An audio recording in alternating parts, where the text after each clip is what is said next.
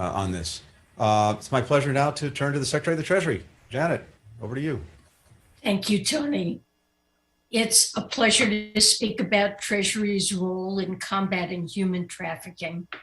As many of you know, when federal agencies train people to recognize the signs of trafficking, they often give them very clear pictures. A person with very few belongings, for instance, who may be living with their employer and is unable to speak to you alone. The idea is there are identifiable signs of human trafficking. And if we're vigilant as we move about the everyday world, we can stop it. Well, the same holds true for the more arcane and numbers-driven world of the financial system. We can recognize the patterns of human trafficking there too. The fact that human traffickers launder their money through shell companies or cryptocurrencies, or even traditional banks, is not the worst aspect of their crime, but it is often the most effective way to catch them. One of the best strategies we have for ending modern-day slavery is following the money. At Treasury, we've spent the last 6 years developing the tradecraft to do just that.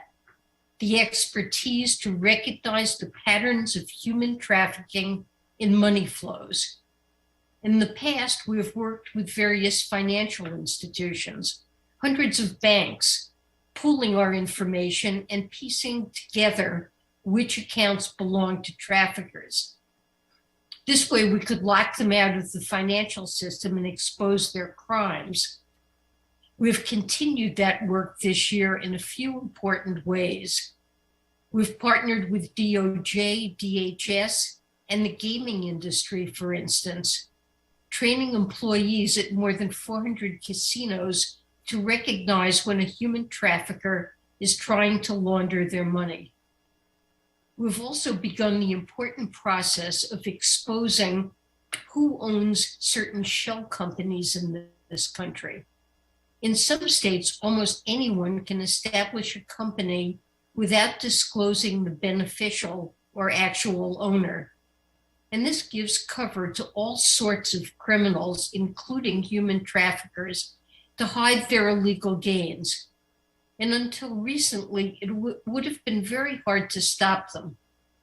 But in 2020, Congress passed the Corporate Transparency Act, which Treasury's Financial Crimes Enforcement Network, or FinCEN, is now beginning to implement. The law allows us to build a national database of who owns what shell company, something that will let us better expose and deter human trafficking. There's one final point I want to make.